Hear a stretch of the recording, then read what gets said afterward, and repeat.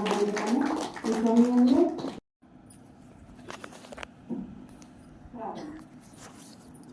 ప్రేమ కలిగిన పరలోకమందున్న పరిశుద్ధుడా, నీ యొక్క పరిశుద్ధ నామానికి స్తోత్రములైనా నీ ప్రియకుమారుడైన యేసుక్రీస్తు నామంలో ప్రత్యేకంగా తండ్రి మీకు స్తుతులు స్తోత్రాలు తెలియజేస్తున్నాను తండ్రి. సమయం అందు తండ్రి ఇక్కడ తండ్రి ఈ యొక్క సన్నిధానంలో తండ్రి చేరి మిమ్మల్ని మహిమపరచడానికి మీరు ఇచ్చినటువంటి అవకాశాన్ని బట్టి మీకు వేవేల స్తుతులు స్తోత్రాలు తండ్రి. వచ్చిన ప్రతి ఒక్క స్త్రీలను ఆశీర్వదించండి, ఆ కుటుంబాన్ని దీవించండి అయినా ప్రతి వాళ్ళ తండ్రి మీ యొక్క ఆశీర్వాదమైన ఆహారాన్ని పొందుకునే భాగ్యము దయచేయండి తండ్రి. మాట్లాడేది నేను కాకుండా తండ్రి మీ యొక్క పరిశుద్ధాత్మ సహాయంతో మీ వాక్యాన్ని తండ్రి వాళ్ళకి చెప్పడానికి తండ్రి సరైన రీతిగా నన్ను వాడుకోండి నైనా. కృపతో నన్ను బలపరచండి తండ్రి. వినబోతున్న ప్రతి వారిని కూడా ఆశీర్వాదంగా వాళ్ళకు వినడానికి గ్రహింపును సమస్తమును మీరే సమకూర్చమని మరొకసారి ఈ యొక్క సమయాన్ని ఇచ్చినందుకు మీకే స్తుతులు స్తోత్రాలు చెల్లించుకుంటూ నీ ప్రియ కుమారుడైన యేసుక్రీస్తు నామములో అడిగి వేడుకుంటున్నాను నా గొప్ప తండ్రి. సమయమందు స్త్రీలుగా కూడొచ్చిన మీ అందరికీ ప్రత్యేకంగా తెలియజేస్తున్నాను. నా పేరు దినమల్లి. నేను మీలాగే నేనేమో ఎక్కువ కాదు, నాకు అంతగా దేవుడి గురించి దేవుడు అంటే చాలా ఇష్టం కానీ అంతగా కూడా తెలియదు. నాకు దేవుడు అంటే బాగా ఇష్టం నాకు, కానీ దేవుడి గురించి తెలియదు. నేను మీలాగే నేర్చుకుంటున్నాను కాబట్టి మనం ఈ సమయం ముందు ఒక చిన్న పాఠాన్ని నేర్చుకున్నాం. ఇక్కడ వచ్చిన వాళ్ళందరికీ మ్యాక్సిమం మ్యారేజ్ అయి ఉంటారు అనుకుంటున్నాను. అందరూ మ్యారేజ్ చేస్తే చాలా ఎక్కువ మంది పెళ్లి కాని వాళ్ళు ఉండొచ్చు. మనందరికి సంబంధించింది పెళ్లి అయిన వాళ్ళకైనా పెళ్లి కాని వాళ్ళకైనా స్త్రీకైనా పురుషుడికైనా ప్రతి వాళ్ళకి సంబంధించిన సబ్జెక్ట్ అన్నమాట. ఈ సమయంలో మానవ జన్మ రహస్యం. ఈ సౌండ్ వస్తుందా? మానవ జన్మ రహస్యం. మనమందరం మానవులమే కదా, స్త్రీ పురుషు ఎవరైనా సరే అందరూ దేవుడు చేసిన మానవులు. మన గురించి ఫస్ట్ మనం తెలుసుకుందాం. మనం ఎలా పుట్టాము, దేవుడు మనల్ని ఎలా చేశాడు, దేవుడు మనల్ని చేయడానికి ఎంత కష్టపడ్డాడు అన్నది మనం నేర్చుకున్నాం. మామూలుగా అయితే తల్లి గర్భంలోకి వచ్చిన తర్వాత ఒక చిన్న పని చేయకపోతే అమ్మ నేను 10 నెలలు మోసాను, నేను ఇంత కష్టపడి నిన్ను కన్నాను, నువ్వు నాకు ఒక పని చేయనంటావే అనేసి అంటుంది. మా అమ్మ అయితే ఖచ్చితంగా చెప్తున్నాను. మీ మమ్మీస్ చెప్తారా లేదా, మీరు అంటారా లేదా మీ పిల్లల్ని? అలా పిల్లల్ని కన్నా ప్రతి వాళ్ళు మనం ఎలా కంటున్నాము వాళ్ళని, దేవుడు వాళ్ళని ఎలా మన చేతికి ఇస్తున్నాడు బిడ్డల్ని. అయినా మన తల్లిదండ్రులకు దేవుడు మనల్ని ఎలా ఇచ్చాడు అన్న విషయాన్ని మనము ఒక కొద్దిపాటి సమయంలో నేర్చుకున్నాం. సిస్టర్ ఎంత టైము ఎంత ఉంటుంది? Okay, thank you. యెషయా గ్రంథము 41వ అధ్యాయము.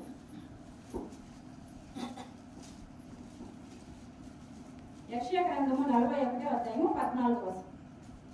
యెషయా 41 యాకోబు స్వల్ప జనములకు ఇశ్రాయేలు భయపడుడి, నేను నీకు సహాయము చేయుచున్నాను అని యెహోవా సెలవిచ్చుచున్నాడు. నీ విమోచకుడు పురుగు వంటి యాకోబు. మనిషిని అంటే తండ్రి అయిన దేవుడు పురుగు వంటి యాకోబు అంటున్నాడు. మొట్టమొదటగా మనము తల్లిలోకి ప్రవేశించినప్పుడు మన పరిస్థితి ఎలా ఉంటుందంటే ఇదిగో ఈ పురుగులా ఉంటాం. చిన్నగా కంటికి కనిపించని నీళ్ళు 4 రోజులు 2 రోజులు అలాగే పెట్టేస్తే పురుగు ఎలా ఉంటుంది. ఆ స్వభావంతో తల్లిలోకి మనం వెళ్తున్నాము. అదే చెప్తున్నాడు తండ్రి అయిన దేవుడు. యాకోబు, ఇజ్రాయేలు, నిన్ను నేను ఎలా కలుగజేసినానంటే పురుగు వంటి వాడవు నువ్వు. నీ తండ్రి దగ్గర నుంచి తల్లిలోకి వెళ్ళినప్పుడు ఆ యొక్క బిడ్డ ఎలా ఉంటాడంటే పురుగులాగా ఉంటాడంట. ఒక పురుగు ఇంత పెద్ద ఆకారం ఎలా వస్తుంది? 2 కేజీలు 2.5 కేజీ 3 కేజీలు బిడ్డ పుడతాడు కదా. పురుగు ఎలా వెళ్ళి తనకు తానుగా ఉత్పత్తి అవుతుంది, తనకు తానుగా పెరిగిపోతుంది. కళ్ళు, ముక్కు, నాలుక ఇంకా అన్ని అవయవాలతో ఎలా వస్తుంది? ఒకసారి మనల్ని మనం పరిశీలన చేసుకున్నాం. పురుగు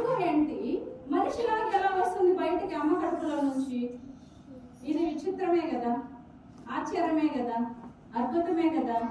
ఇదిగో తండ్రి చెప్తున్నాడు, ఒరే నానా, నువ్వు పురుగు వంటి వాడురా. నీ తండ్రి దగ్గర నుంచి తల్లిలోకి నువ్వు ప్రవేశించినప్పుడు పురుగులాగా ఉన్నావు నైనా. నిన్ను నేను సృష్టించినాను, నువ్వు భయపడవద్దు. నీకంటే అనేక మంది అమ్మలోకి వచ్చినారు, నీలాగే బయటికి రావాలని అనేక మంది అనేక విధాలుగా ప్రయత్నం చేసినా కానీ నిన్నే నేను ఎన్నుకున్నాను అంటున్నాడు. ఇక్కడ ఎంతమంది అయితే కూర్చోన్నారో వాళ్ళందరూ ప్రతి వాళ్ళు అనేక మంది రావాలని తల్లి గర్భంలోకి వచ్చినప్పటికీ కానీ ఇదిగో ఈ బిడ్డే రావాలి అనేసి మనల్ని, ఈ పురుగు లాంటి స్వభావం, ఈ పురుగు లాంటి మానవత్వం వల్ల మనము అమ్మలోకి వెళ్ళిన తర్వాత మనం బయటకు వస్తున్నామంటే మనం ఎంతగా దేవుని స్తుతించాలో ఒకసారి మనల్ని మనం ఆలోచించుకుందాం. ఈ పురుగుని దేవుడు మనిషిలా ఎలా మారుస్తున్నాడో కొంచెం ముందుకెళ్ళి చదువుకుందాం. కీర్తనలు 139వ కీర్తన 139వ కీర్తన 16వ వచనం. నేను నిజమునై ఉండగా నీ కన్నులు నన్ను చూచెను. నియమింపబడిన దినములలో ఒకటైనను కాకమునుపే నా దినములన్నీ నీ గ్రంథంలో లిఖితములాయెను. పురుగు నుంచి ఎక్కడికి వచ్చేసినామండి మనము? పిండం దగ్గరికి వచ్చేసాం. పిండంలో ఉండగా ఎవరు మొట్టమొదట అమ్మ చూసిందా, నాన్న చూసాడా, పెద్దనాయన చూసాడా, చిన్నాయన చూసాడా, భూమి మీద ఉన్న ఎవరైనా చూసారా అంటే ఇదిగో ఈ గ్రంథకర్త చెప్తున్నాడు, ఎప్పుడో రాశాడు ఈయన, ఇప్పటి కాలం వ్యక్తి కాదు. ఇదిగో మనం ఒక్కొక్కరు పెద్దవాళ్ళు చెప్పినప్పుడు ఆ మాటల్ని మనం బాగా స్వీకరిస్తాం. ఇలా ఈ వ్యక్తి సామాన్యమైన వ్యక్తి కాదు రాసింది, ఈ యొక్క కీర్తన రాసింది సామాన్యమైన వ్యక్తి కాదు, దావీదు గారు. ఆయన వచ్చి రాజు అన్నమాట, రాజు గారు రాసినారు. మనము ఒక మాటను నమ్మాలంటే వాళ్ళ యొక్క మనుషుల యొక్క వ్యక్తిత్వాన్ని బట్టి, మనిషిని బట్టి మనం ఒక్కొక్క మాటను నమ్ముతున్నాం. ఇదిగో తండ్రి అయిన దేవుడు ఈ మనుషులు ఎలాంటి వాళ్ళని తెలుసుకునేస్తే తండ్రి అయిన దేవుడు తన పరిశుద్ధాత్మ ప్రేరేపణతో రాజు చేత రాయించున్నాడు. ఏమంటే పిండమునై ఉండగా నీవు నన్ను చూచితివి. ఎవరు చూశారు అసలు? అది ఎవరు చెప్పండి. నేను మాట్లాడాలంటే మీరు మాట్లాడితే నాకు బాగుంటుంది, లేదంటే నాకు ఏం మాట్లాడుతున్నానో నాకు టెన్షన్ వచ్చేస్తుంది, భయం నాకు. ఎవరు చూశారంట? తండ్రి అయిన దేవుడు చూశాడంట. నేను పిండమునై ఉండగా నీ కన్నులు నన్ను చూచెను. ఆ కన్నులు ఎవరు కన్నులండి? మన దేవుని కన్నులు. నువ్వైనా నేనైనా పురుగు లాంటి స్వభావం వచ్చిన తర్వాత నెక్స్ట్ పిండంలోకి రావాలంటే ఇదిగో ఆ పిండాన్ని బొమ్మలా మార్చాలంటే, బిడ్డలా రావాలంటే, ఆ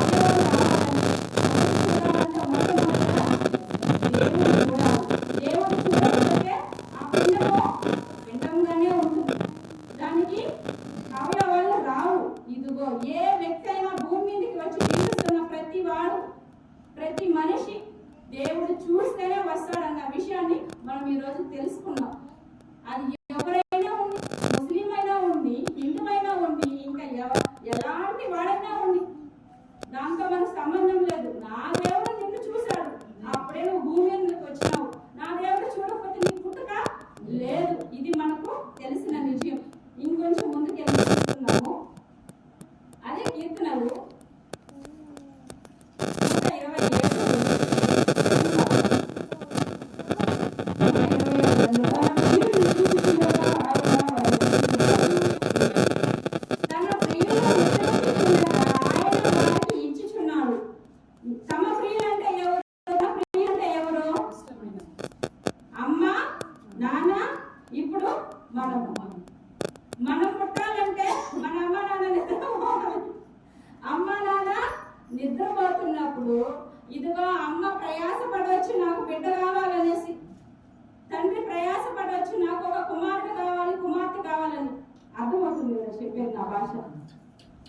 1 అంటే అమ్మ నాన్న ప్రయాసపడొచ్చు, కానీ దేవుడు తలుచుకోకపోతే మనం రావడానికి లేదు. తమ ప్రియులు నిద్రించుచుండగా ఆయన దయచేస్తున్నాడంట. ఎలా దయచేస్తాడో ముందు చూసుకుందాం. మనము తల్లిదండ్రులుగా మారాలంటే నీ దగ్గరికి నా దగ్గరికి మన తల్లి రావాలి, మనల్ని తాకాలి. ఆ గర్భాన్ని ఎప్పుడైతే తాకుతాడో, ఆ గర్భంలోకి ఎప్పుడైతే తను చూస్తాడో, ఎప్పుడైతే మనం ఇదిగో ఈ బిడ్డకి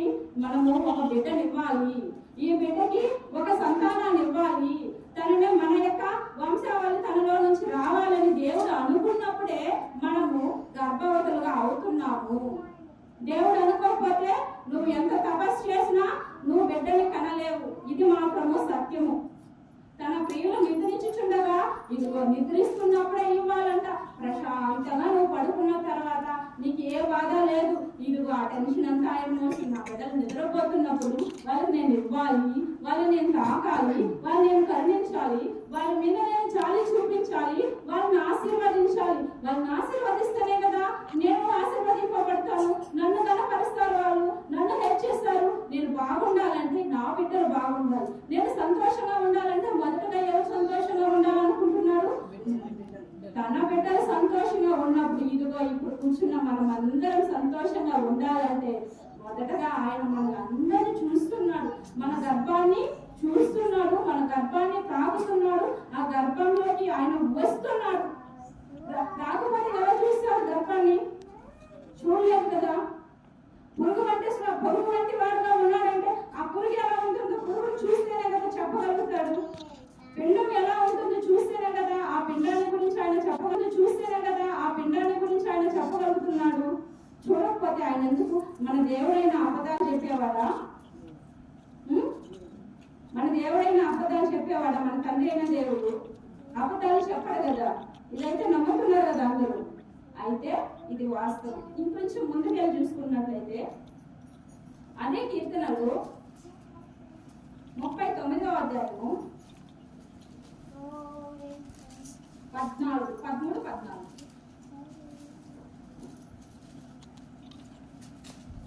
కీర్తనలు 139 13-14 139 గబగబని చదివేసి గబగబా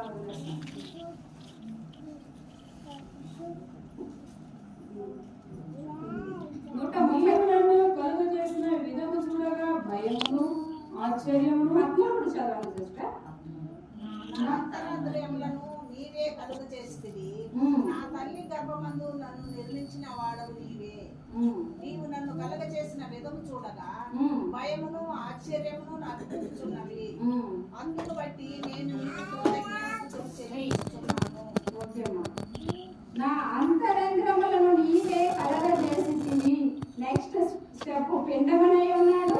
పిండంలో నుంచి బొమ్మగా బిడ్డగా రావాలంటే ఆ బిడ్డ కళ్ళు ముక్కు ఇవన్నీ వస్తే లోపల ఉండే భాగాలు ఎవరు చేస్తారు? లోపల ఉండే భాగాలు కూడా ఇదిగో మన అమ్మ నాన్న నాయన వెళ్ళి ఇదిగో నీ కళ్ళు రావాలంటే ఈ మాత్ర వేసుకో, నీ గుండె రావాలంటే నీ బిడ్డకి లోపల ఉండే బిడ్డకి గుండె రావాలంటే ఈ మాత్ర వేసుకో డాక్టర్ చెప్పినాడు అనేసి మనకి ఏమైనా ఇస్తున్నాడా? లేదంటే మనం ఒక బిడ్డల్ని కన్నాం కదా, మనం ఏమైనా మన హస్బెండ్ తెచ్చిచ్చినారా? ఇది వేసుకుంటే నీకు బిడ్డకి గుండె వస్తుంది, ఊపిరితిత్తులు వస్తాయి, ఇంకా లోపల ఉండే భాగాలు అన్నీ వస్తాయి, పేగులు వస్తాయి, ఇవన్నీ వస్తాయి, ఈ మాత్రలు వేసుకొనేసి. లేదంటే డాక్టర్లు ఏమైనా చెప్తారా? మా నీ బిడ్డకి గుండె లేదు ఈ మాత్ర వేసుకుంటారా? గుండె లేదంటే ఏం చేయమంటారా? ఆపరేషన్ చేసేయండి. ఆ బిడ్డ వద్దు, ఆ బిడ్డ వద్దు తల్లి, నీకు పుట్టినా కానీ ఏమవుతుంది? అది మరణిస్తుంది. బ్రెయిన్ పెరగలేదంటే నువ్వు జీవితాంతం వేగాల్సిందే. కాళ్ళు చేతులు ఏదైనా సరిగ్గా పెరగలేదంటే నువ్వు సేవలు చేయాలి. కాబట్టి దాన్ని ఏం చేసేయి? కడుపులోనే తీసేయి, అంతం చేసేయి. దాని జీవము బయటకు రాకుండా చేసేయి అనేసి డాక్టర్లు చెప్తారు. కానీ తండ్రి ఏం చెప్తున్నాడు? లోపల ఉండే భాగాల నుంచి బయటకు మన కంటికి కనిపించే ప్రతి భాగాన్ని చేయడానికి ఎవరు వస్తున్నారు? దేవుడు వస్తున్నాడు. ఇదిగో ఈ చెప్తున్నాడు ఈయన గ్రంథకర్త దావీదు గారు చెప్తున్నారు, నా అంతరంగంలో నీవే కలుగ చేసితివి. నా తల్లి గర్భమందు నన్ను నిర్మించిన వాడము నీవే. నిర్మాణం చేస్తున్నాడు. ఇదిగో ఈ పిండాన్ని పట్టుకొని ఏమేమి చేయాలి, ఈ పిండంలో నుంచి కళ్ళు ఎలా రావాలి, ముక్కు ఎలా రావాలి, చెవులు ఎలా రావాలి, హెరస్ ఎలా రావాలి, లోపల ఉన్న భాగాలన్నిటిని ఏదేది ఎలా రావాలన్నది నిర్ణయం చేస్తున్నాడు, నిర్మాణం చేస్తున్నాడు. డిసైడ్ చేసుకొని ఏదేది ఎలా చేయాలని తను చేస్తున్నాడంటే ఎలా చేస్తాడో కొంచెం ముందుకెళ్ళి చూసుకుందాము. దాన్ని బట్టి నేను కృతజ్ఞతాస్తుతులు నీకు చెల్లిస్తున్నాను అంటున్నాడు మన దావీదు గారు. అదే 14 చూసుకున్నట్టే, నీవు నన్ను కలుగ చేసిన విధమును చూడగా భయమును ఆశ్చర్యమును నాకు గుర్తుచున్నది. నిజమే, ఇప్పటికీ మనకు భయము రావాలి, ఆశ్చర్యము రావాలి. భయం రావాలంటే ఒక బిడ్డకి ఏదైనా తగిలిందంటే మన బిడ్డలకి ఆ యొక్క భాగాన్ని మనం ఏం చేయలేము. ఒక వేలు పోయిందంటే ప్రపంచంలో ఎక్కడికి వెళ్ళినా కానీ వేలుని ఎవడు సృష్టించలేడు, ఎవడు దాన్ని చేయలేడు. ఎందుకంటే ఇది దేవుడు ఇచ్చింది. ఈ వేలు దగ్గర నుంచి ప్రతి భాగాన్ని ఎవరు ఇచ్చినారంటే దేవుడు ఇచ్చినాడు. మనిషి వల్ల కాదు, కొన్ని లక్షలు కాదు కదా, కోట్లు కానీ ఖర్చు చేసినా కానీ దాన్ని మనము ఇలాగే చేసుకోలేము. రబ్బర్లు కావాలంటే చేస్తారు, రెడీమేడ్ కావాలంటే చేస్తారు, లేదంటే దేవుడు చేసిన వ్యక్తిలో నుంచి తీసిన భాగాన్ని మనం పెంచాలి. వేరే యొక్క భాగం నుంచి తీసి పెడతారు. నాకు కళ్ళు పోయినాయంటే దేవుడా ఏం చేయాలనేసి మనం దేవుడి దగ్గర అడుగుకుంటాము. లేదంటే కొన్ని కోట్లు ఖర్చు పెట్టినప్పుడు వేరే వాళ్ళు కళ్ళు తీసుకొచ్చి మనకు పెడతారు. కానీ మన కళ్ళే బాగు చేసుకోవడానికి లేదు. లేదంటే వేరే కళ్ళు ఫ్రెష్ గా మనం తీసి పెట్టుకున్నాం. ఈ డ్రెస్ బాగాలేదంటే వేరే డ్రెస్ కొనుక్కుంటాం. ఈ యొక్క గాజులు బాగాలేదంటే వేరే గాజులు కొనుక్కుంటాం. ఇంకేదైనా ఇంకా బంగారు మనం చేసుకున్నవి ఏమైనా మార్చగలుగుతాం, కానీ దేవుడు చేసిన దాన్ని మార్చడం కుదరదు. ఇది దేవునికి సాధ్యం అవుతుందమ్మా. అర్థమవుతుందమ్మా? బాగుందా? బాగా నెక్స్ట్ చూసుకుందాము. అదే యోబు గ్రంథము 10వ అధ్యాయము 8వ వచనం. తండ్రి అయిన దేవుడు పరిశుద్ధాత్మ నీ హస్తము నాకు అవయవ నిర్మాణం చేసి నన్ను రూపించి ఉన్నాను. చాలు. నీ హస్తములు నాకు అవయవ నిర్మాణం చేసి నన్ను రూపించి. నెక్స్ట్ ఎలాగ పైన కళ్ళు చూసినాయి. నెక్స్ట్ హస్తం అంటే ఏమి? చేతులు. కళ్ళు దగ్గర నుంచి ఎక్కడికి వచ్చింది? అన్నిటిని రాయించున్నాడు. ఇదిగో నేను కన్నాను, నాకు పని చేయరా అనేసి మనం సొంతంగా అడుగుతాం కదా మన బిడ్డని. ఇదిగా అందుకే తండ్రి అనేది నా పని చెయ్యాల్సిందే, వేరే ఆప్షన్ మీకు లేదు. మీరు ఏమన్నా చేసుకోండి, మొదట నాకు స్థానం ఇవ్వండి. ఎందుకంత గట్టిగా అడుగుతున్నాడంటే ఇదిగో నా కన్నులు నిన్ను చూసినాయి, నువ్వు ఎలాంటి స్వభావం నుంచి ఎలా ఉత్పత్తి అయినావు, ఎలా పెరిగినావు అనేది నేను చూస్తున్నాను. తర్వాత ఇదిగో నా చేతులతో నిన్ను చేసినాను రా. ఇదిగో ఆది కాలంలోకి వెళ్ళినామంటే ఆదాముని ఎలా చేసినాడు? భూమి అయితే కలుగును కాకంటే కలిగింది, ఆకాశం కలుగును కాకంటే కలిగింది. ఇంకా భూమి మీద ఉండే ప్రతి దాన్ని తన నోటి మాట ద్వారా చేశాడు. కానీ మనిషి దగ్గరికి వచ్చే కాలికి మాత్రం తన చేతులతో చేశాడు. ఎందుకంటే తన వంటి స్వభావం కావాలి, తనను స్తుతించాలంటే తనకు సరైన మనిషి కావాలన్న ఉద్దేశంతో నాలాగే చేసుకోవాలి నా బిడ్డని అని. అంటే మనల్ని తన చేతులతో చేస్తున్నాడు అనమాట. ఆదాన్ని చేసేసి వదిలేదు, అవ్వని చేసిన తర్వాత కలుగును కాక అని మనల్ని కలిగించలేదు. ఆయన మనల్ని నిర్మిస్తున్నాడు, పుట్టిస్తున్నాడు అనమాట. ఎందుకంటే మనం ఆయన స్తుతించాలి, మనం ఆయన ముందు స్థానం ఇవ్వాలి. ఎందుకంటే ప్రతి వాడు దేవుని ముందు పెట్టాలి. నా బిడ్డలు నేను కలగజేస్తున్నా, నా పని చేయాలి, నన్ను స్తుతించాలి. వీటన్నిటిని మనం దేవుడి దగ్గర మనం ప్రతి వాళ్ళకి చెప్పాలి అనే ఉద్దేశంతోనే దీన్ని రాయించున్నాడు అనమాట. ఇంకోసారి చదువమ్మ దాన్ని. నీ హస్తములు నాకు అవయవ నిర్మాణం చేసి నన్ను రూపించి ఉన్నాను. చాలు రూపించి ఉన్నాను. రూపిస్తున్నాడంట తన చేతులతో. నిన్ను నేను రూపించినాను రా, నువ్వు నన్ను ఏం చేయాలి? నువ్వు నాకు మొదటి స్థానాన్ని ఇవ్వాలి, నువ్వు నన్ను స్తుతించాలి, నువ్వు నన్ను గణపరచాలి. నీకు వేరే ఆప్షన్ లేదు. మనం ప్రతి దానికి ఒక్కొక్కటి మనము చెప్తుంటాం. కానీ తండ్రి అయిన దేవుడు అయితే ఇదిగో ఫస్ట్ నా దగ్గరికి రండి, తర్వాత మీ పనులు చూసుకోండి అంటున్నాడు. ఎందుకు అంత గట్టిగా చెప్తున్నాడంటే నన్ను కలుగు చేసిన వాడు దేవుడే కాబట్టి నా హస్తాలతో నిన్ను చేశాను, నా కళ్ళతో నిన్ను చూడకపోతే నువ్వు భూమి మీదకి వచ్చేవాడివి కాదన్న ఉద్దేశాన్ని క్లియర్ గా చెప్తున్నాడు. ఇంకొంచెం ముందుకెళ్ళి చదువుకున్నాం. ప్రసంగి కర్తగా తీయండి 11వ అధ్యాయము. ప్రసంగి 11:5.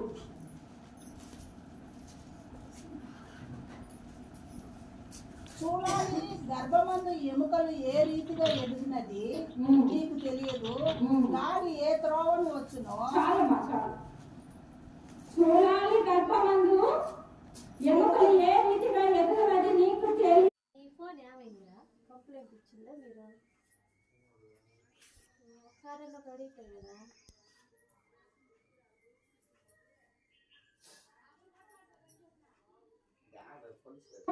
దానిని చెయ్యలేదు. లోపం వచ్చిందంటే అది లోపమే. కానీ ఇక్కడ దేవుడు ఏం చెప్తున్నాడంటే చూడాలి గర్భమందు ఎముకలను ఏర్పాటు చేయడానికి ఎవరంట చెప్పండి అమ్మా, ప్లీజ్ అమ్మా, మాట్లాడాలి. దేవుడు, మన దేవుడు. గట్టిగా చెప్పండి ఏముంది? మనల్ని సృష్టించిన వాడి గురించి మనం మాట్లాడుకుంటున్నాం. నేనేమన్నా మీకు కొత్తగా కనిపిస్తున్నాను? నేను మీలో ఒకటే కాబట్టి మీరు ఫ్రీగా మాట్లాడవచ్చు. దేవుడు ఏమంటున్నాడంటే ఎముకలను కలుగజేసినాను. ఇంతకు ముందేమో పురుగు వంటి వాడువనా నువ్వు అన్నాడు. తర్వాత ఏమో ఇదిగో పిండంలో ఉన్నప్పుడు నేను నిన్ను చూశాను అంటున్నాడు. తర్వాత ఏమంటున్నాడు మర్చిపోయినారు. అప్పుడే 3వ పాయింట్, తన ప్రియులు నిద్రించుచుండగా నిర్మిస్తున్నాడు. ఏం చేస్తున్నావు? అంతరింద్రియములను కలుగజేస్తున్నా నేను. అమ్మా నాన్న నిద్రపోతున్నప్పుడు వాళ్ళు కావాల్సినవి గర్భం వీళ్ళకి ఇస్తున్నాననేసి మనల్ని తాకుతున్నాడు. తర్వాత తాకేసి వదిలేయడమే కాకుండా ఆ కడుపులో పెరుగుతున్న బిడ్డకి అంతరేంద్రములను కలుగజేస్తున్నాడు. మనల్ని నిర్మిస్తున్నాడు. మన ప్రతి భాగము మనము అమ్మ కడుపులో నుంచి బయటికి వచ్చినప్పుడు ఈ ముఖ్య ఎలా ఉంది, ఇడికి కళ్ళు ఎలా ఉంది అనేసి అంటాం కదా. అంటవాలేదు సిస్టర్ బాగా అవుతున్నారు. ఇవన్నీ కలుగ చేసిన వాడు మనం చేసుకోలే. మనం నచ్చితే మనం చేసుకోవాలంటే ఎలా చేసుకుంటాం? బాగా చేసుకుంటాము, మంచిగా చేసుకుంటాము లేదా? అబ్బాయి కావాలి, అబ్బాయిలే కలేద్దాం, ఏముంది అమ్మాయిలు ఏముండదు, ఎవరో కనుక్కునే వాళ్ళు కనుక్కోండి అనేసి మొత్తం మంది అమ్మాయిలే. 2 కావాలి, 3 కావాలి, 4 కావాలి, 5 మంది కావాలి. అబ్బాయిలు ఫస్ట్, తర్వాత అమ్మాయిలు. అమ్మాయిలు నచ్చిన వాళ్ళు అమ్మాయిలు చేసుకుంటారు, అబ్బాయిలు నచ్చిన వాళ్ళు అబ్బాయిలు చేసుకుంటారు. అలా చేసుకునే వాళ్ళేమో. కానీ తండ్రి అయిన దేవుడు అలా ఛాన్స్ ఇవ్వలేదు. ప్రతి వాళ్ళని ఆశీర్వదిస్తున్నాడు. ప్రతి వాళ్ళు ఉంటి వాళ్ళనైనా, గుడ్డి వాళ్ళనైనా, మూగ వాళ్ళనైనా అందరినీ కలగజేస్తున్నది నేనే. వాళ్ళందరినీ నేను ప్రేమిస్తున్నాను. వాళ్ళందరి మీద నాకు జాలి ఉంది. వాళ్ళందరి మీద నా దీవెన ఉంది. వాళ్ళని నేను పుట్టిస్తున్నానంటే వాళ్ళ ద్వారా నేను స్తుతింపబడాలి, వాళ్ళ ద్వారా నేను ఆరాధింపబడాలి, వాళ్ళ ద్వారా నేను హెచ్చింపబడాలన్న ఉద్దేశంతోనూ ప్రతి వాళ్ళను పుట్టిస్తున్నాడమ్మా మన తండ్రి అయిన దేవుడు. మనమైతే ఈ బిడ్డ ఇంకా ఏదైతే మనగా ఈ బిడ్డకి సేవలు చేయాలనేసి మనం ఏం చేసుకుంటున్నాము? డాక్టర్ దగ్గరికి వెళ్ళి ఆ బిడ్డ వద్దనే చంపేస్తున్నాం. అదే వాస్తవం. అబార్షన్ అనే పేరుతో ఆయన చంపేస్తున్నాం, గట్టిగా పిసికేసి చంపేస్తున్నాం. ఇది వాస్తవం. అలాంటప్పుడు దేవుడు కోప్పడతాడా లేదా? నీకు ఇస్తున్నాడు. ఇచ్చిన వాటిని భద్రంగా మనం కాపాడుకోవాలి కదా. లోపాలు ఉన్నప్పటికీ నువ్వు దేవుణ్ణి అడిగినప్పుడు వాటన్నిటిని ఫిల్ చేస్తాడు ఆయన. ఆయన ఇచ్చిన వాడు బహుమానాన్ని ఇస్తున్న ఆయన నీకు ఒక బహుమానం ఒక వ్యక్తికి ఇవ్వాలంటే మంచిగా ఇవ్వాలనుకుంటాడా, చెడుగా ఇవ్వాలనుకుంటాడా? మంచిగానే ఇవ్వాలనుకుంటాడు. ఒకవేళ 1 అది తక్కువ ఉన్నప్పుడు కానీ నువ్వు దేవుణ్ణి అడిగినప్పుడు అది మంచిగా చేసుకోవచ్చు. భూమి మీద ఉన్నప్పుడు మనకు మామూలుగా పెద్ద అయిపోయినప్పుడు రోగం వచ్చినప్పుడు దేవుడా దేవుడా దేవుడా అనేసి మనం పోయినప్పుడు మనల్ని బాగా చేయటం లేదా? లేదంటే నీకంటే నువ్వు అడుగుతున్నావో లేదో నీకు ముందుగానే ఆయన దూతల్ని నీ చుట్టూ కాపలా పెట్టి ఎలాంటి ఆపద లేకుండా చూస్తున్న ఆయన లోపల ఉన్న బిడ్డని అంతా తేలిగ్గా వదిలేస్తాడా? ఈ కాలంలో పుట్టించాలంటే ఇదేనా, ఊరికేనా? తండ్రి అనేవాడు ఎంత కష్టపడి ఇంతలా వేదపడి మనల్ని కంటా ఉంటే ఆ బిడ్డలు మనం ఏం చేస్తున్నామో ఒకసారి ఆలోచించుకుందాం. మన దేవుడి కొరకు పెంచుతున్నామా లేదా? మనము దేవుడి కొరకు ఉన్నామా లేదా? దేవుడి కొరకు జీవిస్తున్నామా లేదా? మన ఇష్టానుసారంగా మనం ఉంటున్నామా? ఫస్ట్ మనం చూసుకుందాము, తర్వాత మన బిడ్డలను చూసుకుందాము. ఇదిగో మనం తల్లి గర్భంలో నుంచి వచ్చిన వాళ్ళమే కదా. ఇలాగంతా మనల్ని తండ్రి అయిన దేవుడు కలుగజేస్తున్నాడు. ఇలాగంతా మనల్ని నిర్మిస్తున్నాడు. ఇలాగే మనం పెద్దగా అవ్వాలి. అమ్మ కడుపులో 2 కేజీలు 3 కేజీలు 2.5 కేజీ అంత దూరం అవ్వాలంటే ఆయన కష్టార్జితం ఎంత ఉందో ఒకసారి ఆలోచించండి. ఇంకొకసారి ఇంకొంచెం ముందుకెళ్ళి చూసుకుందాం. యెషయా 44వ అధ్యాయము. యెషయా 44వ అధ్యాయము.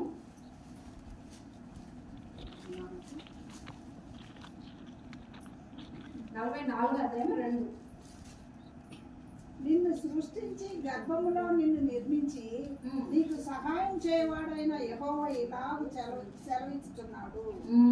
నిన్ను సృష్టించి గర్భంలో నిన్ను నిర్మించి నీకు సహాయం చేయువాడైన యెహోవా ఇలాగ సెలవిచ్చుచున్నాడు. సృష్టించిన తర్వాత అమ్మ గర్భంలో నుంచి నిర్మించిన తర్వాత ఇదిగో తను నెక్స్ట్ స్టెప్ ఏం చేస్తున్నాడు? సహాయం చేస్తున్నాడు. సహాయం చేస్తున్నాడంటే తనకు సహకారం చేయవలసిన అవసరం తల్లిదండ్రులుగా ఉందా లేదా? బిడ్డకి సహాయం చేస్తున్నాడంటే కడుపులో ఉన్న బిడ్డకి తండ్రి ఇష్టానుసారంగా మనం జీవిస్తేనే కదా మన బిడ్డలకు సహాయం చేస్తాడు. నేను దేవునికి ఇష్టంగా నేను ఉంటున్నా, ఆయన నా బిడ్డను మంచిగా చేసేయను అనుకుంటే ఎలా చేసేస్తాడు? మీరు ఆలోచించారు. నేనైతే ఉండను, నేను నా దేవుడికి చెప్పిన పనులంతా నేనే అది చేస్తాను, నా వల్ల కాదు. నేను మాత్రం దేవుడు మాత్రం నాకు 2 కళ్ళు చేయాలి, నా బిడ్డకి చేతులు ఇచ్చేయాలి, కాళ్ళు ఇచ్చేయాలి, అన్ని ఇచ్చేయాలంటే ఎట్లా అవుతుంది? మీరు చెప్పండి. మనం ఎంత జాగ్రత్తగా ఉండాలన్నది ఇంతవరకు తెలుసుకున్నారో లేదా? నాకైతే తెలియదు. నేనైతే కొత్తగా నేర్చుకున్నాను సిస్టర్. దాన్ని కొత్తగా నేర్చుకొని మీకు చెప్తున్నాను. నేను కూడా నేర్చుకున్నాను. దీన్ని ప్రతిసారి చదివినప్పుడంతా మా అమ్మ నాకు చాలా ఎన్నెన్నో చెప్పింది, అవన్నీ నాకు గుర్తొచ్చినాయి. ఇలా చేస్తున్నాడు కాబట్టి మనం ఎంతగా మన బిడ్డని మనం కన్నాము. నాకు 2 కొడుకులు ఉన్నారు. వాళ్ళని చేయాలంటే నేనేం చేసుకోలేదు. నాకు ఇష్టానుసారంగా దేవుడు నాకు అనుగ్రహిస్తేనే వాళ్ళు బయటకు వచ్చినారు. నేను దేవుడికి ఇష్టానుసారంగా ఉండాలి, నా బిడ్డలో ఉండాలి. అదేవిధంగా నాతోటి సహోదరులు సోదరీమణులందరూ దీన్ని కూడా తెలుసుకోవాలన్న ఉద్దేశంతో ఈరోజు మన సిస్టర్ గారు పిలిచినప్పుడు నేను ఎంతో ఆసక్తితో ఇక్కడికి వచ్చినానంటే దీన్ని తెలియపరచాలని. మీ అందరికీ ఈ విషయాలన్నీ తెలిసే ఉండొచ్చు, అయినప్పటికీ చెప్తున్నదాన్ని మీరు వినండి. ఇది కొత్తగా మీరు నేర్చుకున్నట్టు అనేసి నేనేం చెప్పడం లేదు. నేనైతే కొత్తగా నేర్చుకున్నాను, నాకు కొత్తగా తెలిసింది. ఇది నేను ఇలా పుట్టానా, నా బిడ్డలు ఇలా పుట్టానన్న విషయాన్ని నేను గ్రహించాను. వాటిని మీకు తెలియపరచాలన్న ఉద్దేశంతో నేను చెప్తున్నాను. దీన్ని ఇంకొంచెం ముందుకెళ్ళి చదువుకుందాము. అదే యోబు 10వ అధ్యాయము 11-12 చూస్తున్నాం. చర్మంతోను మాంసంతోను నువ్వు నన్ను కప్పితివి, ఎముకలతోను నరములతోను నన్ను సంధించితివి. జీవము అనుగ్రహించి నా ఎడల కృప చూపితివి. నీ సంరక్షణ చేత నా ఆత్మను కాపాడితివి. చర్మంతోను మాంసంతోను నీవు నన్ను కప్పితివి. ఇదిగో ఏమేం చెప్తున్నాడు ఒకసారి లెక్కలన్నీ చూసుకోండి అమ్మా. ఇవన్నీ మనకు ఉన్నాయో లేదో ఒకసారి చూసుకోండి, మీ బిడ్డలు ఉన్నాయో లేదో చూసుకోండి. చర్మం కావాలంటే ఆయన కప్పాలంట. చర్మంతోనూ మాంసంతోనూ నీవు నన్ను కప్పితివి, ఎముకలతోనూ నరములతోనూ నన్ను సంధించితివి. నీ బాడీలో ఉండే చర్మమైన, మాంసమైన, నరాలైన, ఎముకలైన, నీ బాడీలో ఉన్న ప్రతి పాటు నీకు రావాలంటే ఇదిగో ఆయన హస్తము ఉండాలి. ఆయన నీ తల్లి గర్భాన్ని తాకాలి. ఆయన ఈ తల్లికి ఈ బిడ్డకి ఇవన్నీ ఇవ్వాలని ఆయన అనుగ్రహం ఉంటేనే మనం బయటకు వస్తాం. ఈ బయటకు వస్తున్న మనం అందరము ఎలా ఉంటున్నామో ఒకసారి మనల్ని మనం పరిశీలన చేసుకుందాం. ఇంతలా కష్టపడి, ఇంతలా బాధపడి మనల్ని ఆయన కంటున్నాడు. చర్మంతోనూ, ఎముకలతోనూ, మాంసంతోనూ, నరాలు, ఎముకలు, ఇంకా ఇవన్నీ రావాలంటే ఆయన ఏం చేయాలంట? తల్లి గర్భంలో ప్రతిదీ సక్రమంగా నిర్మిస్తున్నాడు అనమాట. ఏ ఒక్కటి తప్పిపోయినా దేవుడు బాధపడతాడు ముందు. అయ్యో నా బిడ్డని ఇలా చేయాలనుకున్నాను, ఇలా చేసేసాను అని. అలా చేయడు, ఎప్పటికీ చేయడు. మనమైతే ఒక పని చేయాలనుకుంటే ఇంకో పని చేసేస్తాము అనాలోచనగా. మనము ఎన్నో టెన్షన్స్, దానివల్ల దేవుడికి అన్ని టెన్షన్లు ఉన్నా కానీ ప్రథమంగా మనమే ముఖ్యము. మనం ముఖ్యం చేయాలనుకున్న వాటన్నిటిని దేవుడు నోటి మాట ద్వారా చేశాడు. అవన్నీ ఆయనకి డోంట్ కేర్. ఆయన కేర్ చేయడు వాటన్నిటిని. భూమి మీద ఎన్ని ఉన్నా కానీ వాటన్నిటిని కేర్ చేయడు. అదేవిధంగా మనం ఇచ్చే ఎంత సంపద అయినా ఆయనకి ముఖ్యం కాదు, మనమే ముఖ్యం. ఎందుకంటే తన చేతులతో, తన కళ్ళతో చూసి మనం ఇలా చెయ్యాలనేసి ప్రతిదీ మన అవయవాలన్నింటిని నిర్మిస్తున్న దేవుడు మనమే ముఖ్యం. కాబట్టి మనం ఎంత ముఖ్యమో, ఎంత ఇష్టం కాకపోతే ఇలా చేస్తాడు. ఒకసారి ఆలోచించండి. మనం అనుకుంటాం, అరే ఈ యొక్క ప్రకృతి భలే ఉంది, ఈ జలపాతం బాగుంది, ఈ చోట భలే ఉంది కదా అనేసి దాన్ని చూసి మనం ఆశ్చర్యపోతున్నామే కానీ మనల్ని మనం చూసుకొని ఆశ్చర్యపోవటం లేదు. వాటన్నిటికంటే మనల్ని ఆశ్చర్యంగా చేశాడు, వాటన్నిటికంటే మనల్ని అద్భుతంగా చేశాడు, వాటన్నిటికంటే మనమే గ్రేట్ గా ఉండాలి. అవన్నీ మన మాటలు వినాలి, అవి మనకి ఎందుకు ఉండాలి. కానీ మనం ఏం చేస్తున్నాము, వాటిని చూసి పొంగిపోతున్నాము, వాటిని చూసి అబ్బా భలే ఉందిరా ఇదని ఆశ్చర్యపోతున్నాము. కానీ ఇది నిజము అనేది ఎలాంటి, ఏది నిజమో ఏది అబద్ధం అనేది మనమే గ్రహించుకుందాము. ఇంకొంచెం చూసుకున్నట్లయితే 1 కొరింథీ 12వ అధ్యాయము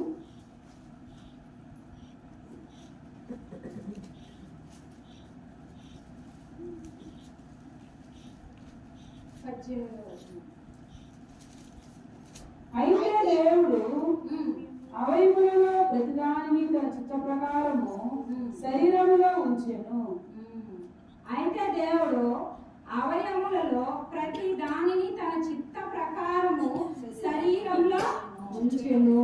అవయవాలు అంటే ఏంటో మీకు తెలుసు కదా, కళ్ళు, ముక్కు, ఇవన్నిటిని తన చిత్త ప్రకారం, తన ఇష్ట ప్రకారం మనల్ని చేస్తున్నాడు. మనం ఎంత ఇష్టమో ఒకసారి ఆలోచించండి.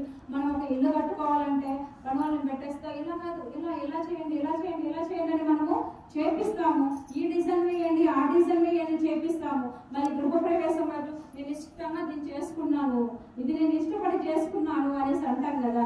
ఇది అలా చెప్తున్నాడు. తన చిత్త ప్రకారం, తన కోరిక ప్రకారం, తనకు నచ్చిన విధంగా మనల్ని చేసినాడంట. ప్రతి అవయవాన్ని మనకిచ్చి ఏదేది ఎక్కడ ఉండాలి. ఈ కళ్ళు తీసుకొచ్చి ఇక్కడ పెట్టుంటే ఎలా ఉంటుంది, మనకు బాగుండదు కదా. ఈ ముక్కు తీసుకొచ్చి పైన పెట్టుంటే ఎలా ఉంటుంది. కానీ ఏదేది ఎక్కడ పెట్టాలనేసి ఆయన ప్రణాళిక వేసుకొని దాని ప్రకారంగా మనల్ని చేసినాడు, దాని ప్రకారంగా మనల్ని నిర్మించినాడు. కాబట్టి మనం దేవునికి ఎప్పటికీ కృతజ్ఞతాస్తుతులు చెల్లించే వాళ్ళంగా ఉండాలి. మన బిడ్డల తరపున మనము కృతజ్ఞతాస్తుతులు చెల్లించే వాళ్ళుగా ఉండాలి. మన బిడ్డల ద్వారా దేవుని గణపరిచే వాళ్ళగాను ఉండాలి అన్నది మనం ఈ రోజు నేర్చుకునే పాఠం అన్నమాట. అదే ఇంకొంచెం ముందుకెళ్ళి చూసుకున్నట్లయితే అపోస్తుల కార్యంలో 17వ అధ్యాయము, అపోస్తుల కార్యంలో 17వ అధ్యాయము 26వ వచనం చూసుకున్నట్లయితే, అపోస్తుల కార్యములు 16వ అధ్యాయము 17వ అధ్యాయము 26.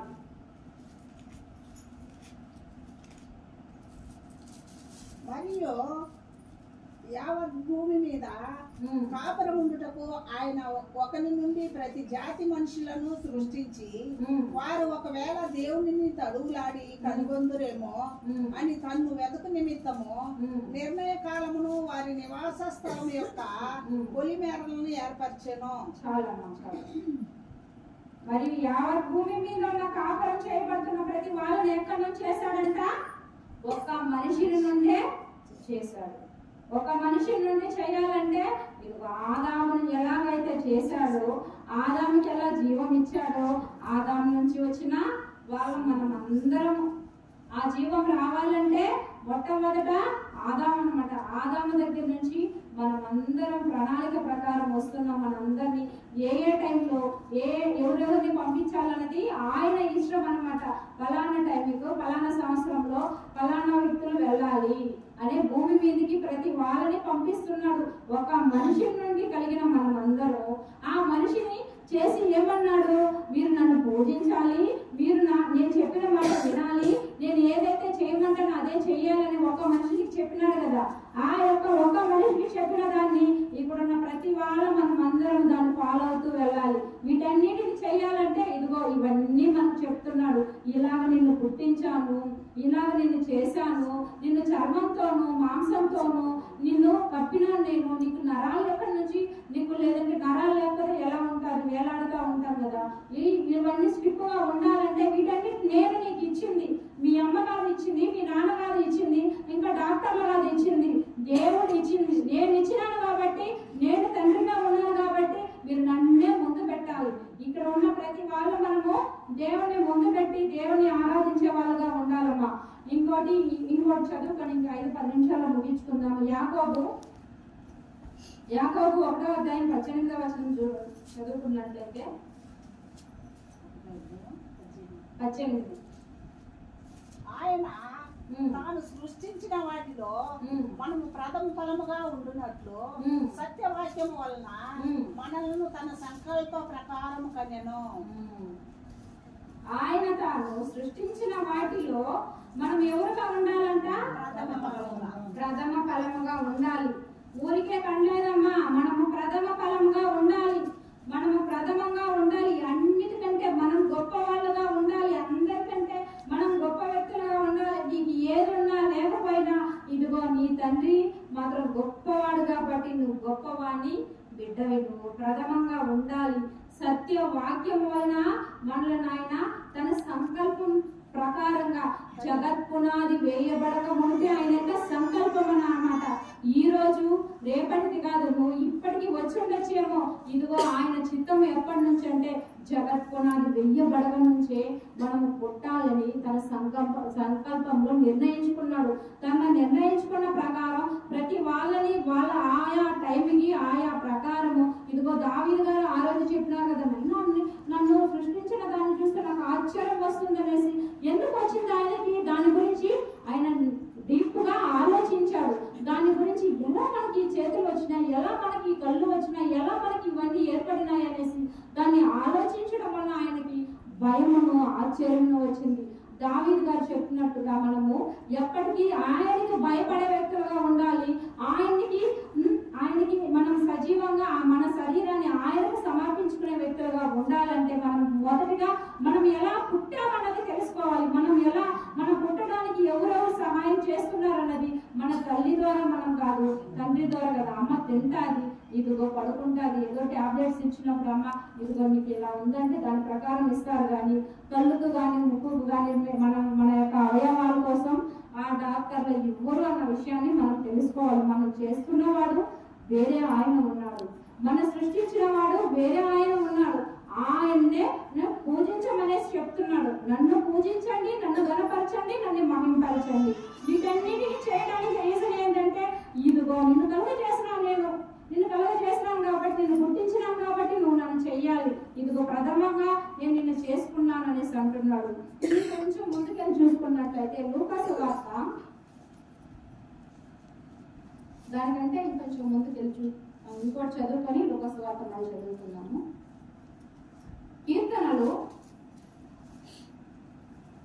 90వ అధ్యాయము 91. ప్రభువా, తరతరముల నుండి మాకు నివాస స్థలము నీవే. పర్వతములు పుట్టక మునుపు, భూమిని లోకమును నువ్వు పుట్టింపక మునుపు, యుగ యుగములు నీవే దేవుడవు. చాలు ఏమంటున్నాడండి ఆయన? ప్రభువా, తరతరముల నుండి మాకు నివాస స్థలము నీవే. నివాసం అంటే జగత్ పునాది వేయబడక మునుపు ఆయన సంకల్పం చెప్పున మనల్ని కన్నాడంటే ఆ యొక్క సంకల్పానికి ముందు నుంచి సంకల్పం చేయడానికి భూమి చేయాలనుకున్నాడు, ఆకాశం చేయాలనుకున్నాడు, భూమి మీద నరుడు పుట్టించాలనుకున్నాడు. అలా పుట్టించడానికి ముందే మనము ఆయనలో ఉన్నాము. ఆయనలో మనము ఏం చేస్తున్నాము? నివసిస్తున్నాము, సంచరిస్తున్నాము, నివాసం చేసినాం. అలా నివసించిన మనము, సంచరించిన మనము, నివాసం చేసిన మనము ఇదిగో ఆదామైనటువంటి ఒక మనిషి ద్వారా తన జీవాన్ని ఊదినప్పుడు ఇదిగో ఆదాము నీ దగ్గర నుంచి అనేక మంది రావాలనేసి తన యొక్క నివసిస్తున్న ఆ యొక్క జీవాన్ని ఆదాముకి ఇవ్వడం ద్వారా ఇదిగో ఆదాము నుంచి వచ్చిన వాళ్ళే మనం అందరం అన్న విషయాన్ని మనం గ్రహించాలి. అలా వచ్చిన వాళ్ళందరూ ఇలా ఇక్కడికి వచ్చిన విషయాన్ని దేవుడు అక్కడ ఏమి చెప్పించినాడు, దాన్ని మరిచిపోయి మనము ఎక్కడికి వెళ్ళిపోతున్నాము అన్నది ఒకసారి చూసుకున్నట్లయితే లూకాసు వార్త 16వ అధ్యాయము 24వ వచనం చూస్తున్నాము. తండ్రివైన అబ్రహామా, నా యందు కనికరపడి తన వ్రేలి కొనను నీళ్లలో ముంచి నా నాలుకను చల్లార్చుటకు లాజరును పంపుము. నేను ఈ అగ్ని జ్వాలలో యాతన పడుతున్నానని కేకలు వేసి చెప్పాను. ఏమంటే చాలు ఈ విషయం గురించి మీకు ఆల్రెడీ తెలిసే ఉంటారు, కొత్తగా తెలియపరచాల్సిన అవసరం లేదు.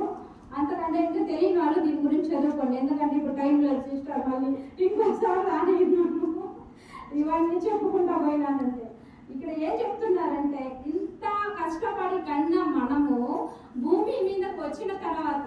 ఎవరి జీవితం వాళ్ళది, ఎవరి ఆలోచన వాళ్ళది, ఎవరి ఇష్టానుసారంగా వాళ్ళు జీవిస్తున్నాము. మనం చేరవలసిన చోటకి చేరడం లేదు. జగత్పునాది వేయబడక ముందే దేవుడు ఏమన్నాడు? సంకల్పం చొప్పున కానీ నైనా ఈ భూమి మీదకి నువ్వు వెళ్ళు, భూమి మీద నన్ను ఆరాధించు, నన్ను మహింపరచు, నా గురించి అనేక మందికి చెప్పు, నా గురించి అనేక మందికి చెప్పి అనేక మంది పిల్లల్ని ఇంకా ఇంకా అనేక మంది నాకు పిల్లలుగా చెయ్యి. వాడు అపవాదైన సాతాను వాడిలో ఉచ్చులో పడిపోతున్న వాళ్ళందరినీ తీసుకురానైనా, వాళ్ళందరూ నన్ను ఆరాధించాలి, నన్ను తెలుసుకోవాలని చెప్పి ఆయన భూమి మీదకి నీకు నరాలుగాను, నీ యొక్క మాంసంగాను, కళ్ళుగాను, అంతరేంద్రం అన్నిటిని కలగజేసి చెప్పి చెప్పి అవయవాలన్నిటిని నీకు పెట్టి నిన్ను భూమి మీదకి పంపించినప్పుడు, భూమి మీదకి వచ్చి ఈ భూమి మీద ఉన్న ఆశలతో మనం అక్కడ తండ్రి చెప్పిన మాటని చెవినా ఎక్కించుకోవడం లేదు, మనకు అవి తెలియటం లేదు. ఎందుకంటే ఇక్కడ ఏమోమో ఉన్నాయి కదా, భూమి మీద ఉన్న వాటి మీద ఆశలు పడిపోయి చేరవలసిన చోటుకు మనం చేరకుండా, ఇదిగో ఈ యొక్క ధనవంతుడు ఒక ఆయన ఇదిగో జీవించిన ఆయన జీవితాన్ని మనకు చూపిస్తున్నాడు. ఇదిగో ప్రతి వాళ్ళకి ఇదేలా వస్తుంది. మంచిగా జీవించినాడా లాజరు చూపిస్తున్నాడు, చెడుగా ఈ భూమి మీద మీ ఇష్టానుసారంగా జీవిస్తున్నారా ఇదిగో ధనవంతుని చూపిస్తున్నారు. ఇదిగో ఎవరు చెప్పింది ఈ మాట అంటే స్వయంగా తన కుమారుడైన యేసుక్రీస్తు వారు తన నోటితో చెప్పిన మాట అన్నమాట. వాళ్ళు చూసి చూసి చూసి వీళ్ళని మన ఇష్టానుసారంగా లేకుండా దేవునికి దూరంగా వెళ్ళిపోతున్న వాళ్ళని చూసి చూసి చూసి వేదన పడుతున్నాడు, బాధపడుతున్నారు, కష్టపడుతున్నారు. వీళ్ళని ఎంతలా నేను వీళ్ళని కన్నాను, వీళ్ళని భూమి మీదకి రావాలంటే నా అనుగ్రహం ఎంత ఉంది, కానీ ఎక్కడికి వెళ్ళిపోతున్నారు? నేను రమ్మన్న చోటుకి రాకుండా వేరే చోటుకి వెళ్తున్నారు. వెళ్ళిన వాళ్ళేమో గుమ్మం ఉన్నారంటే ఇదిగో ఏమంటున్నాడంటే ఆయన నీళ్లు కావాలంటే నీళ్ళ కోసం వాచిపోతా ఉన్నాడు. నీళ్ళ కోసం నాకు దప్పిగా ఉందంటే ఇక్కడ నువ్వు దప్పిగా ఇక్కడ నువ్వు వండుంటే అక్కడ నువ్వు కొనవు కదా, నీ ఇష్టానుసారం ఇక్కడ భూమి మీద నువ్వు జీవించినప్పుడు అక్కడ నీకు దప్పికంటే ఎవడిస్తాడు? అందుకే చెప్తున్నాడు, భూమి మీద నువ్వు ఉన్నప్పుడు నా ఇష్టానుసారంగా నువ్వు జీవించినట్లయితే ఇదిగో నువ్వు లాజర్లా ఉంటావు. వాళ్ళు చూసిన వాళ్ళే చెప్తున్న మాట అన్నమాట. తండ్రి చెప్పి పంపిస్తున్నాడు తన ప్రియ కుమార్ని, ఇదిగో నువ్వు వెళ్ళి 3.5 సంవత్సరాలు సేవ చేసి ఈ సేవ చేస్తున్న టైంలో వీటన్నిటిని చెప్పాలి. ఉపమాన రీతిగాను ఇంకా అద్భుతాల రీతిగాను ఆశ్చర్యకరంగాను నువ్వు బోధించి వాళ్ళకి చెప్పి నువ్వు రావాలి. ఎందుకంటే అందరూ అక్కడికి వెళ్ళడానికి లేదు. వాళ్ళందరినీ భూమి మీద ఉన్నప్పుడే నాకు క్షమించే యొక్క సామర్థ్యం ఉంది. ఇక ఒక్కసారి వాళ్ళు మరణించినారంటే నా చేతుల్లో ఏమీ లేదు. మనం వెళ్తున్నప్పుడు మన బిడ్డలకు కూడా చెప్తుంటాం, నేను మంచి మీద భద్రంగా వెళ్ళినైనా భద్రంగా వెళ్ళునైనా అనేసి ఇంట్లో ఉండేటప్పుడు చెప్పగలుగుతాము, వాడు బయటకు వెళ్తున్న టైంలో చెప్పగలుగుతాం. కానీ ఒక్కసారి యాక్సిడెంట్ అయిన తర్వాత మన చేతిలో ఏమైనా ఉంటుందా? ఇదిగో ఇదేలా మన చేతిలో ఎలాగైతే లేకుండా వాడు కాళ్ళు విరగబట్టుకున్నప్పుడు మనం ఎంత బాధపడతామో, వాడి చేతులు ఇరిగినప్పుడు ఎలా బాధపడవలసి వస్తుందో తండ్రి అయిన దేవుడు అలాగే బాధపడుతున్నాడు. మనమందరం ఆయన చోటకి వెళ్ళకుండా వేరే చోటుకి వెళ్ళినప్పుడు బాధపడుతూ వేదన పడుతూ యేసుక్రీస్తు ద్వారా చెప్తున్న మాట ఇది. అమ్మ మీరెవ్వరు ఇలాంటి చోటుకి వెళ్ళడానికి వీలు లేదు. ఎవరు ఆ యొక్క దారిని చూడవలసిన అవసరం లేదు. అందరూ లాజరు ఎక్కడికి వచ్చినాడు? అబ్రహాము రొమ్మున ఆనుకోవడానికి రావాలి, కానీ ఇదిగో ఈ ధనవంతుడు వెళ్ళిన చోటుకి వెళ్ళడానికి లేదు. ఎప్పటి నుంచి ఉన్నాడు ఆయన? ఒకసారి మనం చూసుకున్నట్లయితే మోషేయు ఉన్నాడు, ఏలియాయు ఉన్నాడంటే ఎప్పుడు చచ్చి ఉంటాడు? వీడు ఎప్పుడో చచ్చినాడు ఆయన. ఎప్పుడు మోషే యొక్క కాలంలో కొంచెం ముందుకెళ్ళి మీరు తర్వాత చదువుకోండి. ఇక్కడ నైనా సరే నేను ఎట్టో వచ్చేసాను, నెక్స్ట్ నాకు అన్నదమ్ములు ఉన్నారు, వాళ్ళైనా కాపాడుకుంటానంటే ఏమంటున్నాడు? మోషే ఉన్నాడు, ప్రవక్తలు ఉన్నారు, నీ పని నువ్వు చూసుకో, వాళ్ళు వస్తే రాని రాకపోతే పోదు. ఎప్పుడు చచ్చినాడు వాడు? ఎప్పుడో చచ్చినాడు. మనం ఇప్పుడు పుట్టినాము, వాడి గురించి ఎన్ని యుగాలు అయి ఉంటుంది, ఎన్ని సంవత్సరాలు అయింది, ఎన్ని సంవత్సరాలుగా వాడు బాధపడుతున్నాడో ఆ బాధను మనకి వివరిస్తున్నాడు. నా వల్ల కావటం లేదు, వేదన పడుతున్నాను. అది ఒకసారి ఇంకోసారి చూసుకుందాం. మనము 24 చదువుకున్నట్లయితే, తండ్రివైన అబ్రహామా నా యందు కనికరపడి తన వ్రేలి కొనను నీళ్లలో ముంచి నా నాలుకను చల్లార్చుటకు లాజరును పంపుము, నేను ఈ అగ్ని జ్వాలలో యాతన పడుచున్నానని కేకలు వేసి చెప్పాను. ఏమంట? అగ్ని జ్వాలలో యాతన పడుచున్నాడంట. ఓరే ఇది ఏమన్నా బరువా నేను ఎత్తుకునేదానికి అంటారు కదా తల్లిదండ్రులు. ఒక బాధ కలిగినప్పుడు ఇది ఏమన్నా గర్వరా ఇది నేను ఎత్తుకునేదానికి, ఈ బాధ నేను నీతో పాటు బాధపడ్డం తప్పితే దాన్ని నీ దగ్గర నుంచి నేను ఏం చేయలేనురా, నీ దగ్గర నుంచి నేను తీసేయలేనురా అన్నట్టు ఇక్కడ కూడా చెప్తున్నాడు తండ్రి. ఎలా ఆ వ్యక్తి బాధపడుతున్నాడో స్వయంగా తన కుమారుడి ద్వారా చెప్పి పంపిస్తున్నాడు. మనం రేపటి కాలంలో మన జీవితం ఎలా ఉంటుందో, మనం ఎప్పుడు ఉంటామో ఎప్పుడు పోతామో తెలియదు కాబట్టి ఇదిగో లాజర్ లాగా మనం ఉండాలి కానీ ధనవంతులాగా ఉండకూడదు.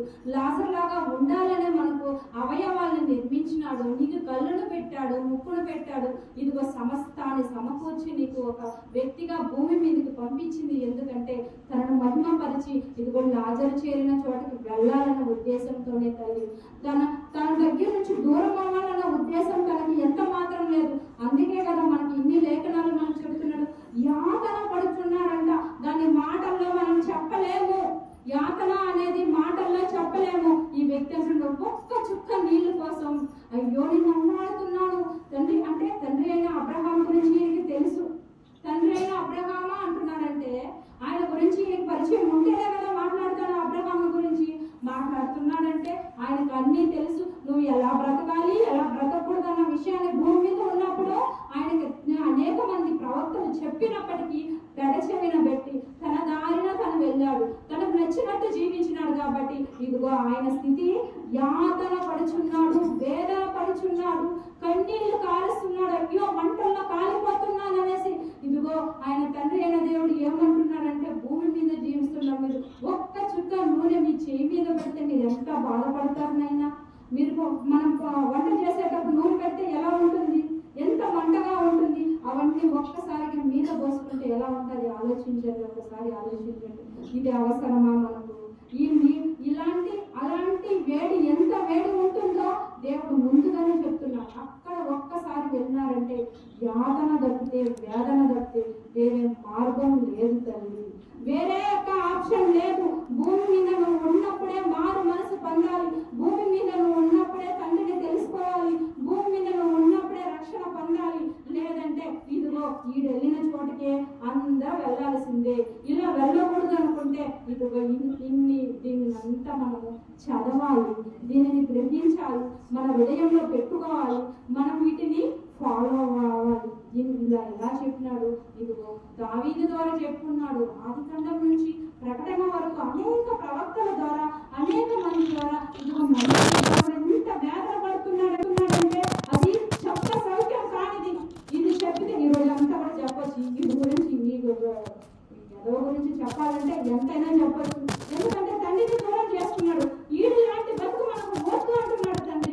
వీడి లాంటి జీవితం మనకు వద్దు, వీడి జీవితం మీకు వద్దునే వద్దు. ఎందుకంటే మీరు వేదన పడతారు, రోధిస్తారు, కష్టాలు పడతారు, కన్నీళ్లు కాచుకుంటారు. అప్పుడు తండ్రి నేను బాగుంటాను అన్నా కానీ కరుణించేవాడు ఎప్పుడు లేడు. ఇక్కడ ఉన్నప్పుడే నిన్ను కరుణిస్తాను, ఇక్కడ ఉండేటప్పుడే నిన్ను ఆదరిస్తాను, ఇక్కడ ఉండేటప్పుడే నువ్వు నా దగ్గరికి రావాలి. తర్వాత కష్టం అనేది ఉన్నా, బాధ అనేది ఉన్నా, ఈ యొక్క భూమి మీద ఉన్నప్పుడు వాటన్నిటిని నువ్వు సర్దుకుంటూ వెళ్ళినప్పుడు ఇదిగో తండ్రి నీ కోసం సింహాసనం వేసి పెట్టున్నాడు. నీ కొరకు ఆనందకరమైన స్థలాన్ని ఏర్పరుచున్నాడు. కాబట్టి ఈ ఆనందకరమైన స్థలానికి వెళ్ళాలని ప్రతి వారము మనమందరం ఒకసారి వెళ్ళి అబ్రహాం దగ్గరికి వెళ్ళి చేరుకోవాలని నన్ను నేను పరీక్ష చేసుకుంటూ మిమ్మల్ని హెచ్చరిస్తూ సమయం అందు ముగించుకుంటుంది. Thank you sister.